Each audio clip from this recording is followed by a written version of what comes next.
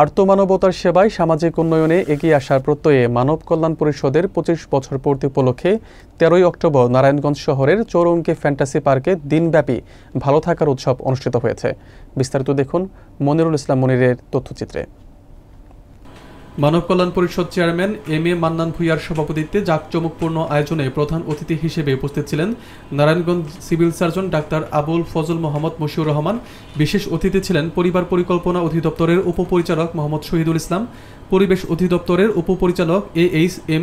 রাশেদ, মাদকদ্রব্য নিয়ন্ত্রণ অধিদপ্তরের উপপরিচালক মোহাম্মদ বাহাউদ্দিন, জেলা বিএনপির যুগ্ম আহ্বায়ক মাসুকুল ইসলাম রাজীব, যুব উন্নয়ন অধিদপ্তরের সহকারী পরিচালক মাসুদ মজুমদার, জেলি শিল্পকলা একাডেমির কালচারাল অফিসার শারমিন জাহান, জেলা সরকারি গ্রন্থাগারের লাইব্রেরিয়ান মারুফা আক্তার, সদর উপজেলা সমাজসেবা অফিসার মোহাম্মদ আব্দুস সালাম, মহিলা বিষয়ক অধিদপ্তরের প্রোগ্রাম অফিসার আঞ্জুমান আরা সহ অন্যান্যরা।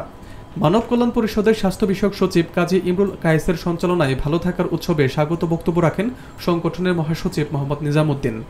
২৫ বছর পূর্তি উপলক্ষে ৩ জন রোগীকে চিকিৎসা সহায়তা, একজনকে সেলাই মেশিন বিতরণ করা হয়। এছাড়াও বিনামূল্যে বিউটিফিকেশন প্রশিক্ষণ কোর্সের ৩২ জন শিক্ষার্থীকে সার্টিফিকেট, ১৩ জন প্রশিক্ষক ও ৫ জন নারী উদ্যোক্তা সহ ৮টি স্বেচ্ছাসেবী এনজিও সংস্থাকে সম্মাননাপত্র প্রদান করা হয়।